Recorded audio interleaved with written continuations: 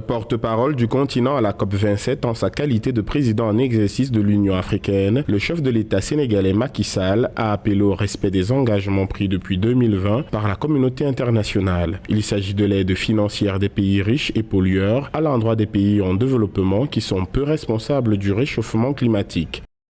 Faire l'histoire en tenant nos engagements, tous nos engagements, dont celui convenu de 100 milliards de dollars par an pour soutenir les efforts d'adaptation des pays en développement et qui peinent à être entièrement réalisés.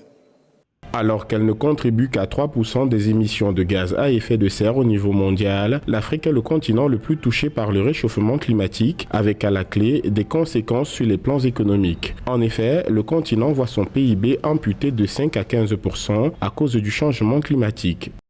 Nous sommes pour une transition verte, juste et équitable, en lieu et place de décisions qui portent préjudice à notre processus de développement, y compris l'accès universel à l'électricité, dont 600 millions d'Africains restent encore privés.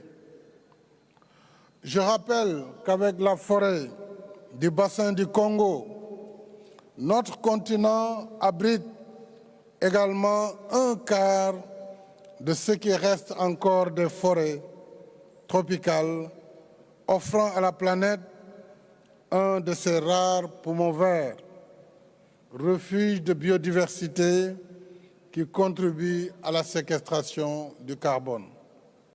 Deuxième poumon vert de la planète, l'Afrique qui peine à concilier croissance économique et protection de la biodiversité perd chaque année près de 4 millions d'hectares de forêt et les moyens de subsistance de millions de personnes sont menacés. Pour pallier le problème, le continent qui œuvre pour une transition verte est à l'origine de plusieurs initiatives pour un développement sobre en carbone. Il faut agir pour sauver la planète par la mise en œuvre de l'accord de Paris sur le climat.